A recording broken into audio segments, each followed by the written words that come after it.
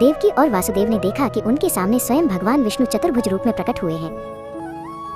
भगवान ने देवकी और वासुदेव को दर्शन दिए और कहा, मैं तुम्हारे पुत्र के रूप में जन्म ले रहा हूँ।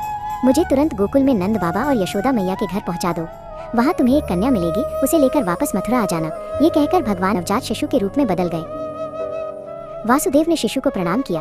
भगवान की आज्ञा पाकर वासुदेव ने शिशु को एक टोकरी में रखा।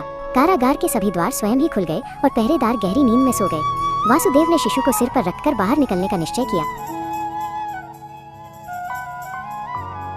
मूसलाधार वर्षा हो रही थी और यमुना नदी उफान पर थी। वासुदेव शिशु कृष्ण को लेकर कारागार से बाहर निकले।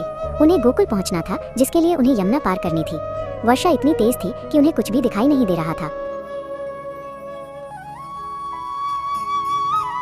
जैसे ही वासुदेव यमुना नदी में उतरे, नदी का जल बढ़ने लगा। तब शेषनाग प्रकट हुए और उन्होंने अपने फन से शिशु कृष्ण के ऊपर छत्र बना लिया ताकि वर्षा की बूंदें उन पर न पड़े। वासुदेव ने देखा कि यमुना का जल उनके पैरों को छूकर नीचे उतरने लगा, जिससे वे आसानी से नदी पार कर सके। यमुना पार कर वासुदेव गोकुल पहुंचे।